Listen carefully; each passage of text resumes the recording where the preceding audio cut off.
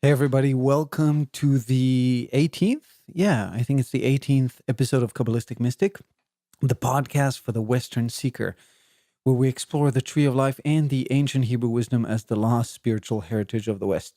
I'm your host, Ovadia Batat, and I want to start by telling you that things are going to change here a little bit. So I want to share a little bit what happened over the past month or so. I've been going through this process of really trying to figure out what I want to do with my life. And throughout the years, I always wanted to become a writer. And as of late, I started writing my book. I'm very excited about it, but it wasn't an easy journey to do. I had a lot of difficulties. I realized I had a lot of fears diving into the process. And I also realized that in order for me to actually write my book, I need to stop seeking perfection. And the same goes for a Kabbalistic mystic. I cannot write my book if I'm going to be spending 2.5 days every week or every 2 weeks, since lately I've been changing Kabbalistic mystic to be a 2 week thing, for researching, writing, reading, editing, and basically producing a Kabbalistic mystic episode. It's just too much time, and I need to focus on writing my book. I need to focus on making some money. Many people like me have been doing this. People who just like me left the corporate world, left a big fat paycheck, and are pursuing their destiny, pursuing what they really want to do in this world. And it's not easy, and you have to make sacrifices. And a sacrifice I have to make is that I can no longer provide you with episodes that are, how should we say, polished from start to end. Now, this, of course, is causing me to brush against my need for perfection, as I said before. And it's good for me because, nothing is perfect. And it's just going to be what it's going to be. And basically, bottom line, I say, fuck it. I'm just going to be who I am. So things are going to change. Some things you're going to like, some things you're not going to like. There's going to be less music. There's going to be less anecdotes, sort of like things that are edited from other sources. Sometimes it's just going to be me speaking. But it was either that or letting go of Kabbalistic Mystic altogether. And I didn't want to let it go. So um, here it is, Kabbalistic Mystic, episode 18. And today I want to talk to you just off the bat, off my head, on what is going on in the world. And in order to do that, in order to understand where we are in our human evolution, I want to zoom out. I want to take you to a bird's eye view and basically give you a glimpse into the way I look at the progress of humanity. Not just me, many people in the consciousness movement look at the progress of humanity and where we are right now, where we're going from here. And that's what we're going to do today. So, welcome. And yeah, see, there's going to be a lot of those. Like, what am I saying now? All right, let's begin.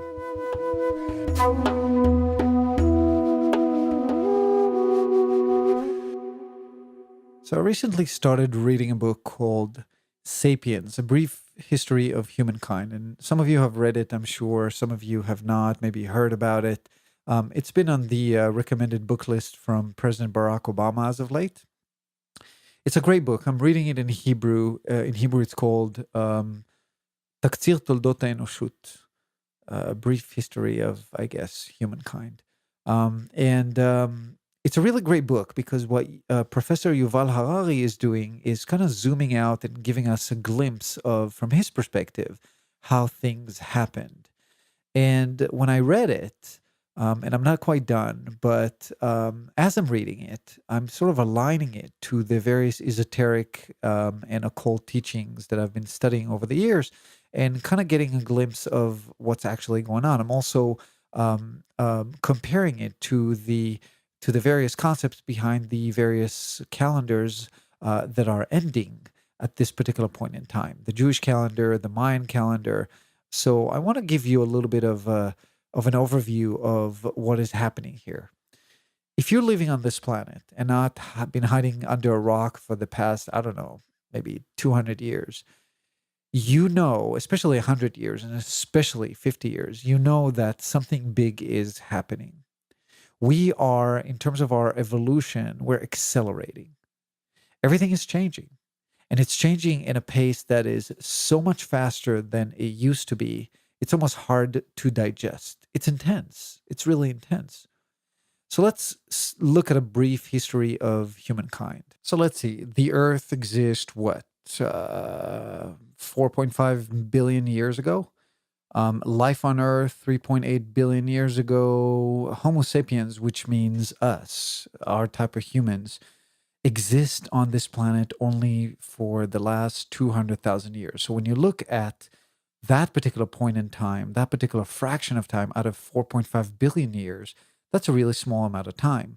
Humans in general have been living on this planet for about 2.5 million years.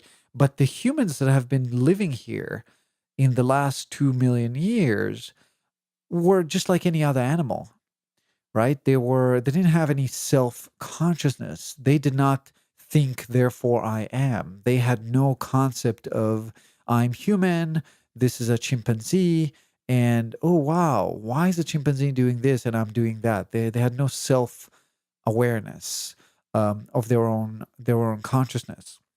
So 200,000 years ago, the Homo sapiens are being developing, and then the first really important thing to understand was the linguistic revolution. I guess that's what you would call it in English, המהפכה הלשונית, the language revolution, and that happened 70,000 years ago, about 70,000 years ago, and that was when humans started communicating with language.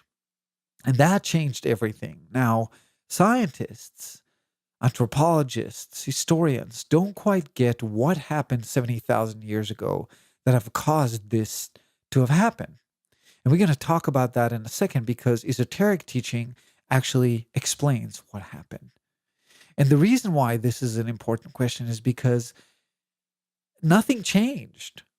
There were Homo sapiens on the planet about 130,000 years earlier than that. They were Neanderthal. I don't even know how to say that that word. I mean, there were other types of humans on the face of the planet. Neanderthals, I guess. Anyway, why did they develop the language abilities that Homo sapiens did 70,000 years ago? Something happened. Self-awareness, self-consciousness has evolved, has been birthed. So that was a very, very important time to note on the face of this planet. Now, once that happened, Homo sapiens started expanding in the world. Big animals started dying in dozens. I mean, just basically extinct left and right. Everywhere the Homo sapiens got, the big animals disappeared.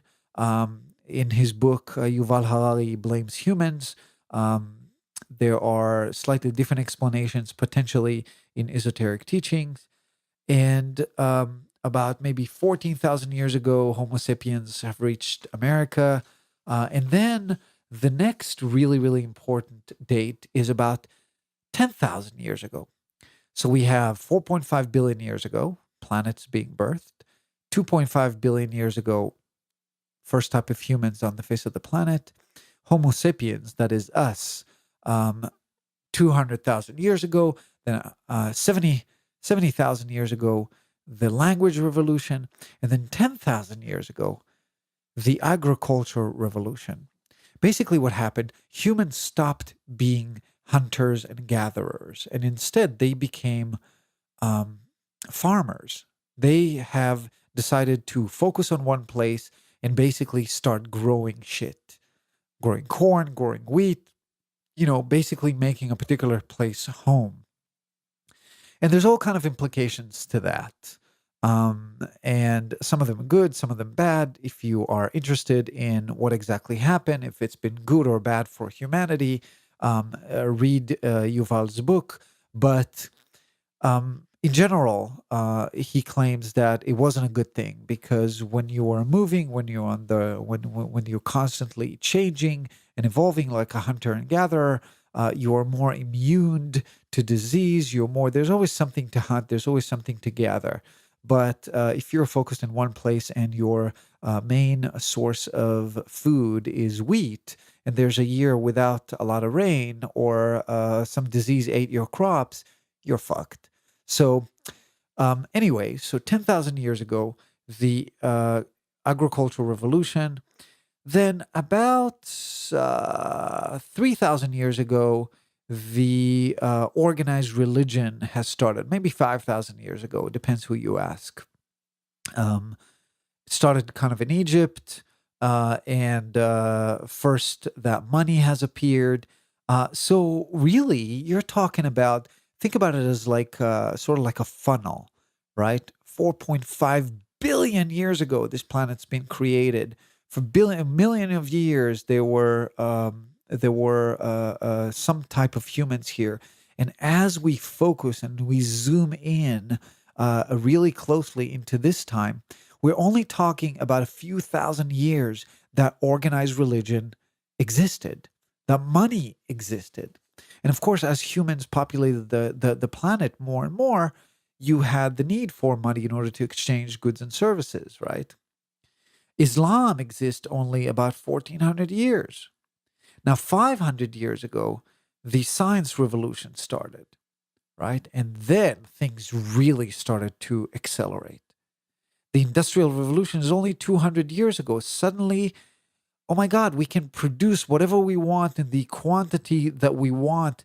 Massive, massive extinction of planets and planets, plants and animals on the face of the planet.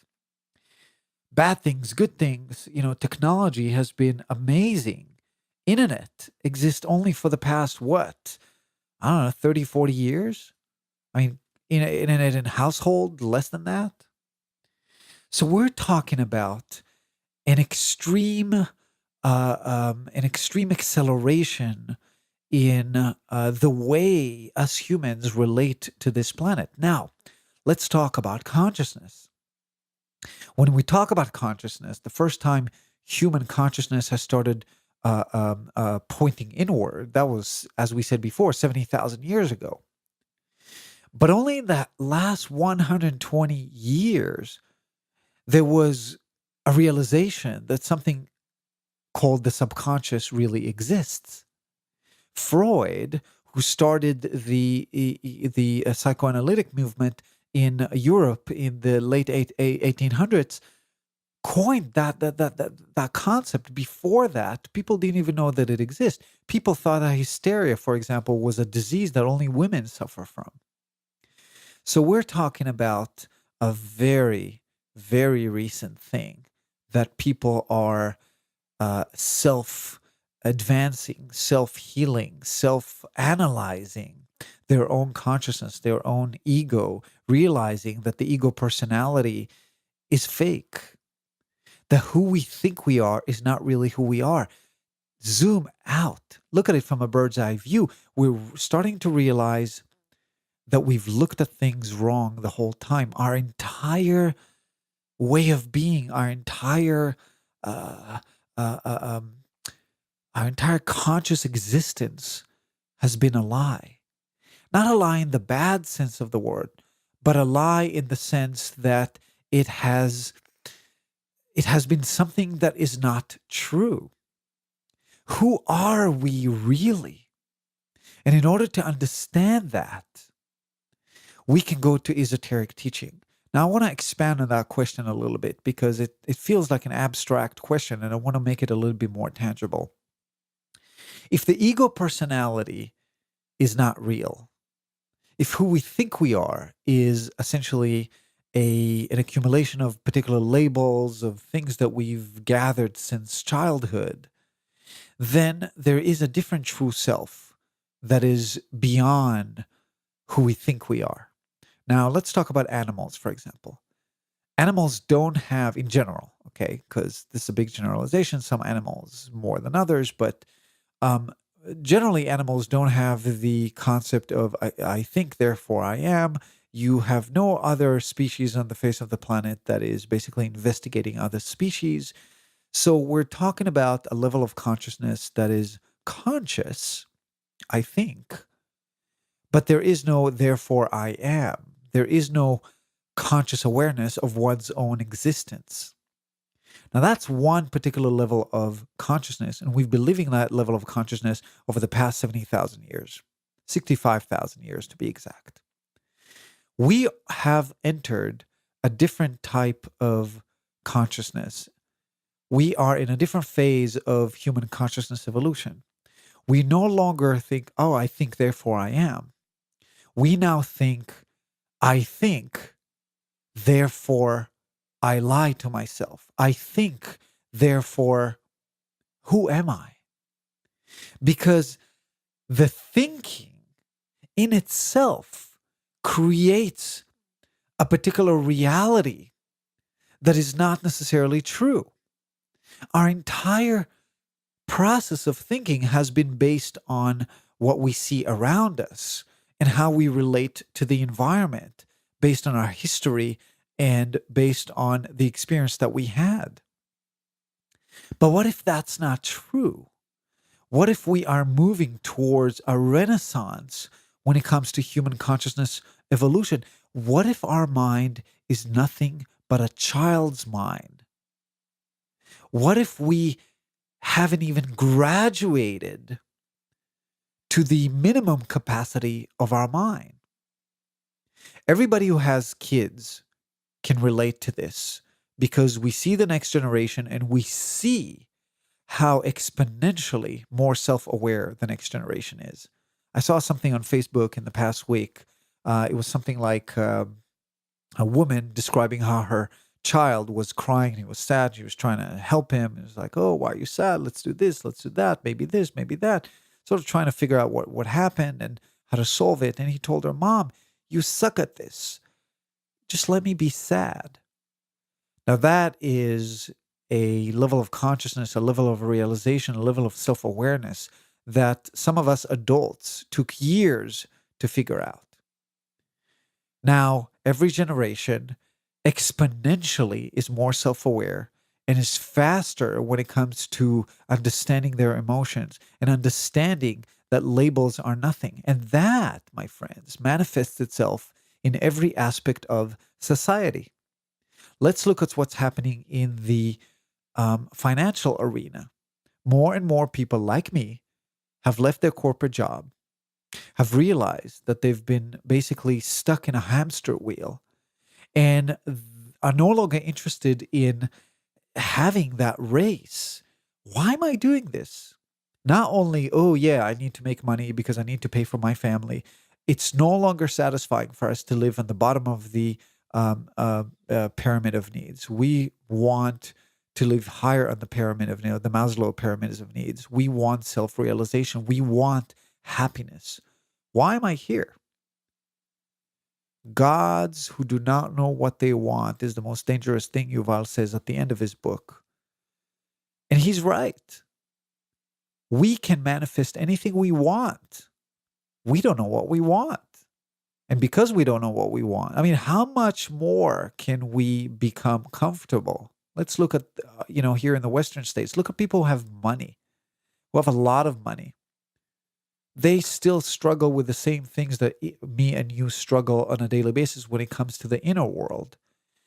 The outer satisfaction, the appetites of the body can only be satisfied to a particular level. There's only so much we can eat at any given time. There's only so many beds we could sleep in at any given time, so many houses we can own, so many vehicles we can drive. We can only drive one vehicle at a time, sleep in one bed at a time, eat in one restaurant at a time. There's a limit to how much pleasure we can give ourselves, how much comfort. When it comes to the inner world, we all share the same thing. We all share the same emotions. We all share the same challenges. We are realizing that more and more as humans. And because we realize that more and more, we realize that the external appetites. Well, there's a level. If we look at the Maslow pyramids of need, there's a level when it comes to security, when it comes to not being hungry. But once that's been satisfied, what's the next thing? Well, career, family, friends, self-realization. More and more people are interested in that, and so they quit their corporate job. They quit the job that they always hated, or even didn't hate, but they are interested in doing something they always wanted to do. I always wanted to become a writer. The reason I wasn't a writer is because I thought, oh, writers don't make money. I'm going to be a writer when I have a lot of money and I can do whatever I want. Well, no. You cannot escape your destiny. You cannot escape who you are. We are all artists. Period. Art in Hebrew is omanut. Switch one letter in the word omanut, and you get onamut. You're switching the nun and the mem, the n and the m. Omanut, onamut, which means art or die. We are all artists in one way or another. No matter what we do on the face of this planet, if we don't manifest some kind of an artistic way to express ourselves, we are dead from within. It could be anything. It could be a TV show. It could be writing. It could be painting. It could be sculpting. It could be building cars. It could be software design. But it cannot be in a vacuum.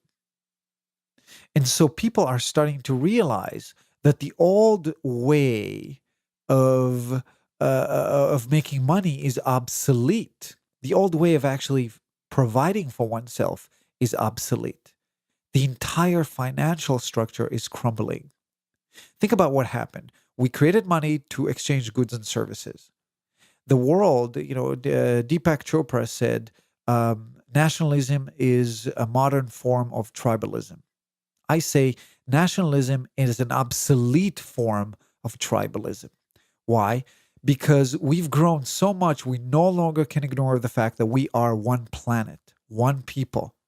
We're all the same. We all share the same amount of resources.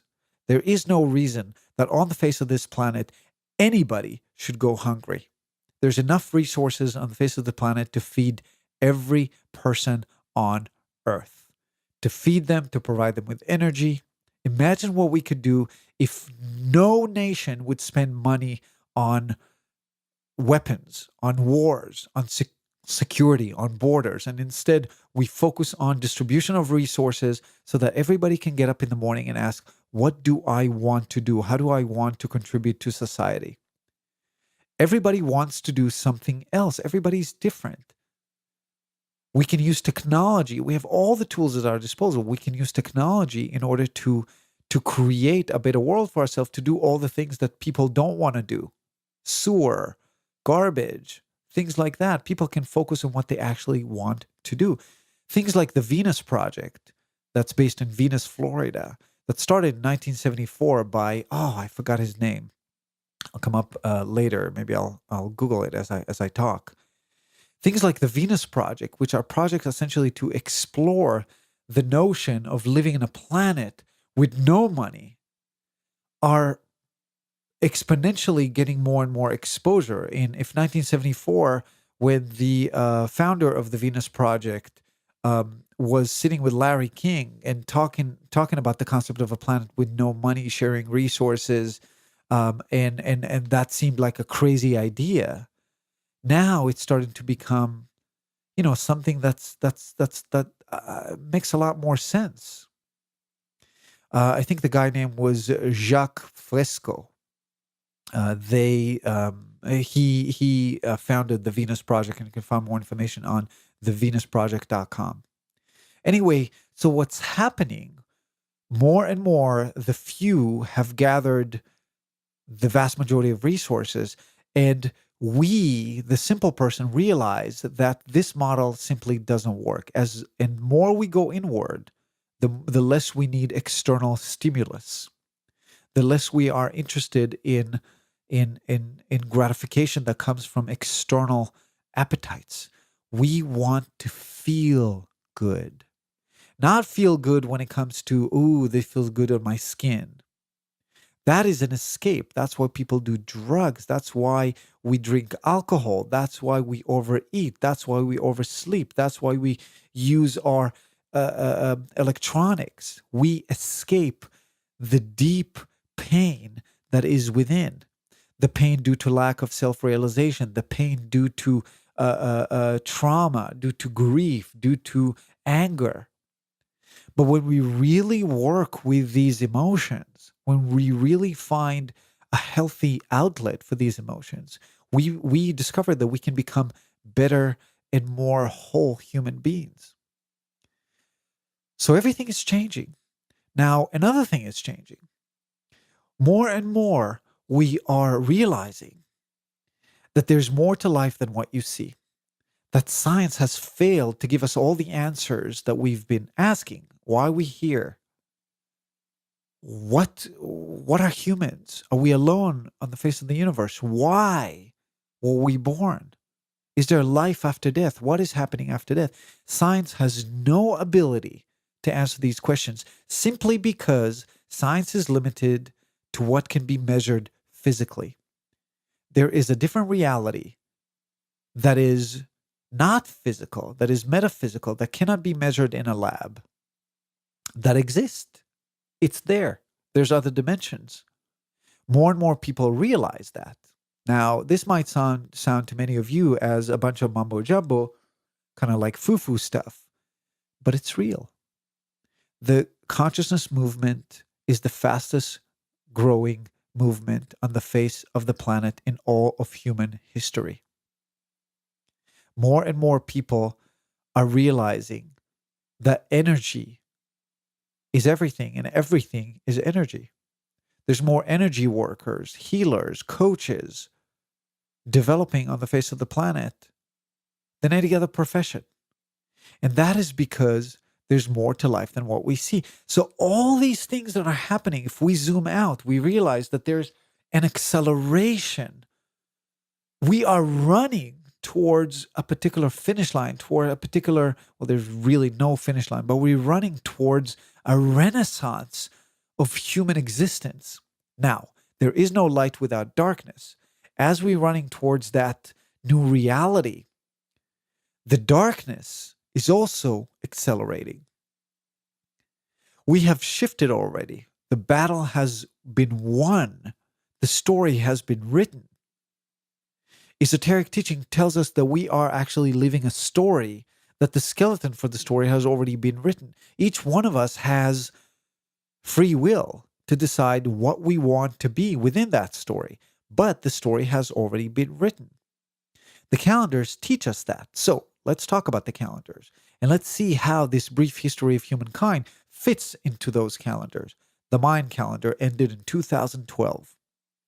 2012, according to esoteric teaching, and specifically the Law of One, was the last year of what's called third density. There are 7 densities in our portions of the universe, in the known universe, really.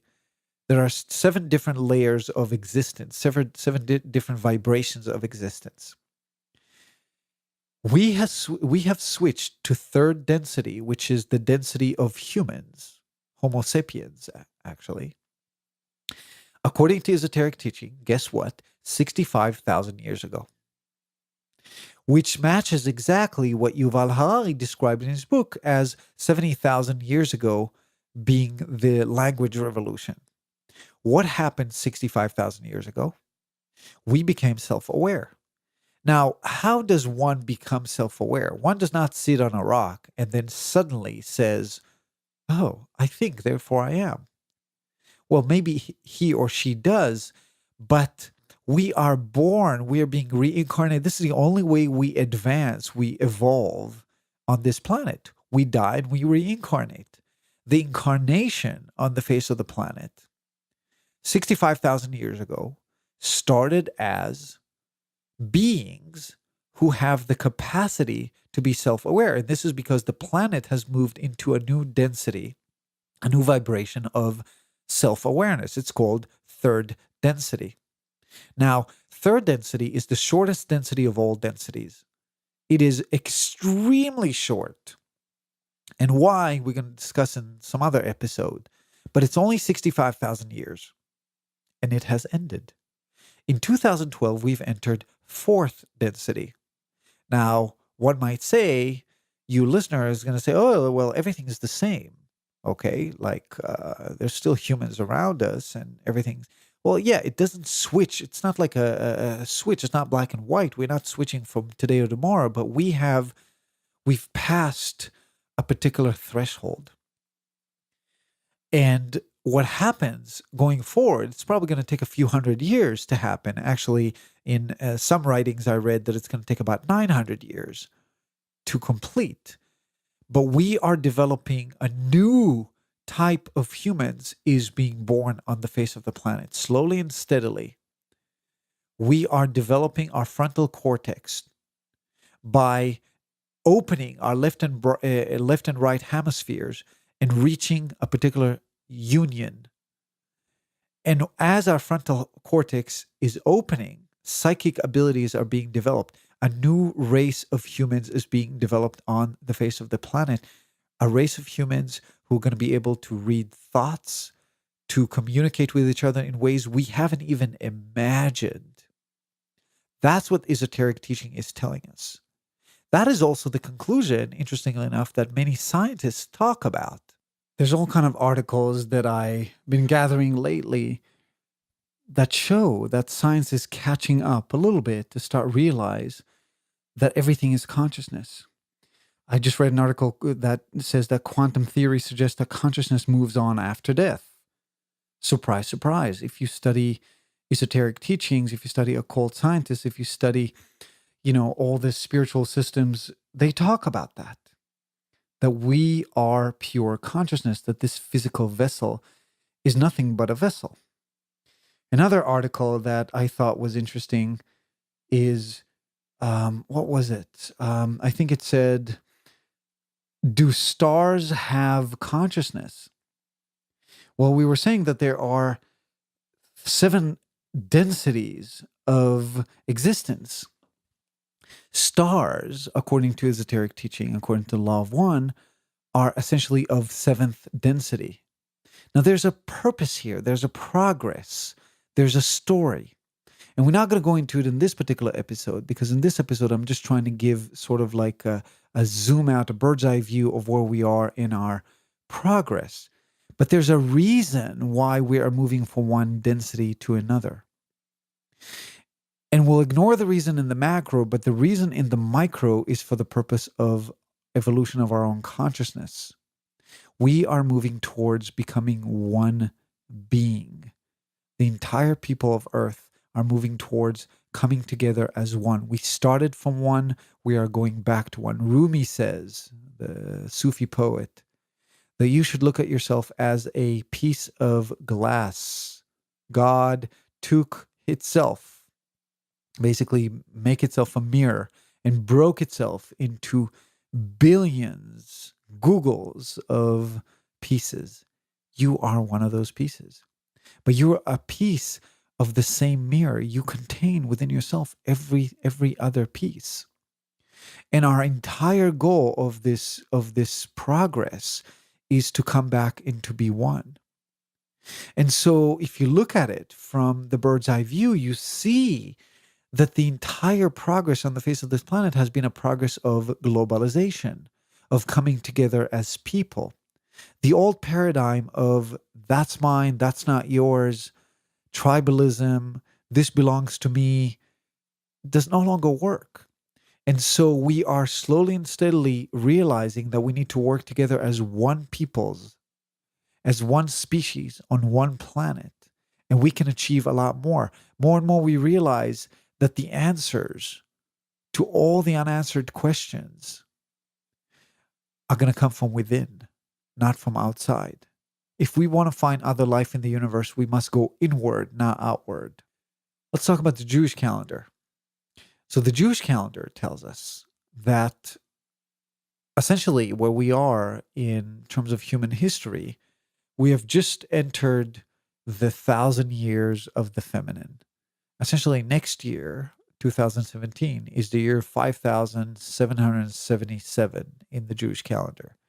Between that year and the year 6000, that is in the next 233 years, something called the Messiah is supposed to come. Now, what is the Messiah? Nobody knows. Is it a particular person like Jesus that's going to be enlightened, is going to save us all?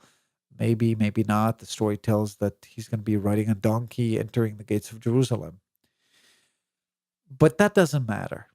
We can look at the Messiah as a concept that is basically saying we are all becoming enlightened beings. The concept of enlightenment, as taught by the Tree of Life, as taught by esoteric teaching, as taught by Kabbalists around the world, as taught by various other spiritual methodologies, is a process of awakening, a process of ego dissolution, a process of rising above our individual needs and becoming love, becoming somebody who loves other people, who serves other people, becoming one. That has always been the case. The prophecy says, let's say you're a Christian. The Christian prophecy says that Jesus was the first, but many will follow.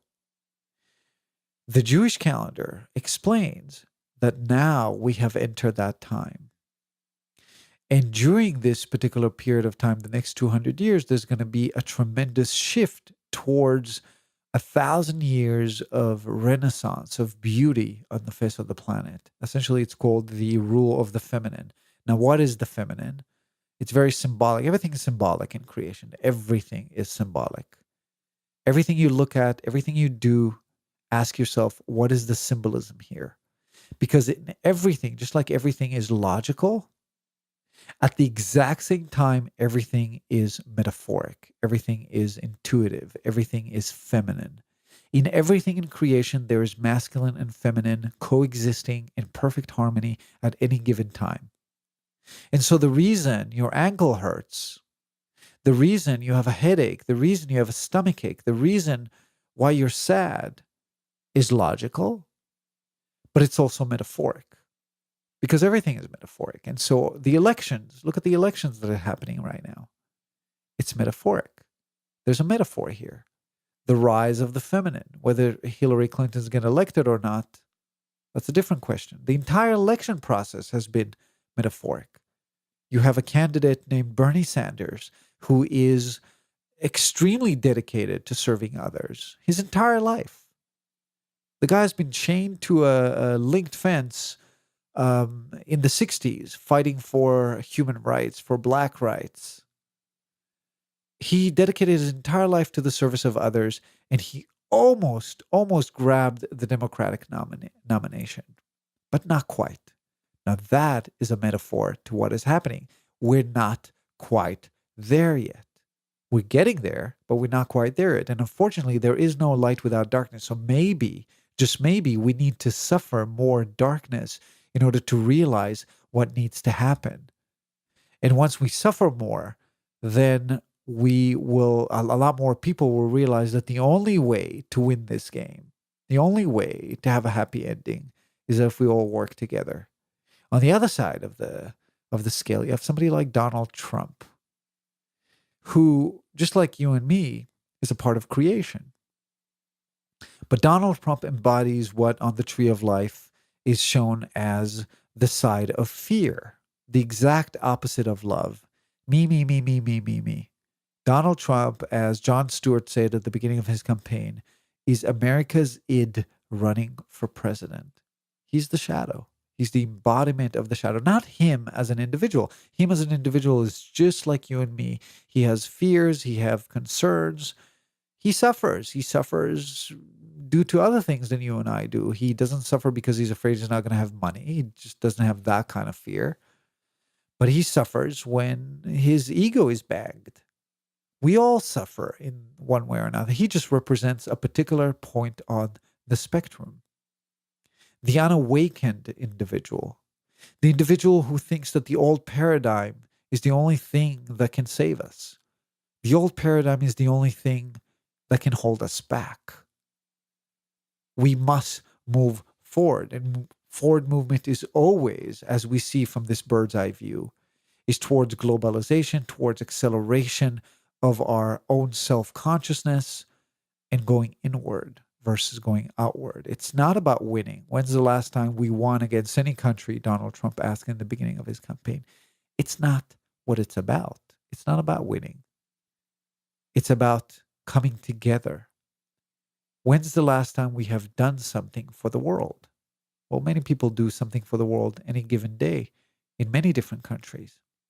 We must stop looking at ourselves as Americans. We must start looking at ourselves as humans.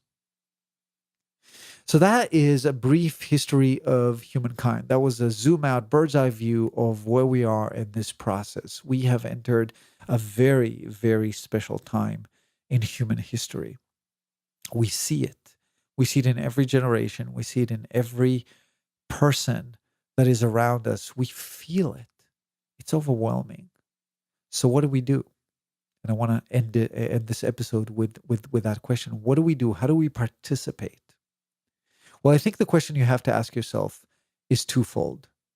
The first thing is, what do you want your part in the story to be? Do you want to contribute directly by, doing some kind of a healing work in the world, either physical or metaphysical?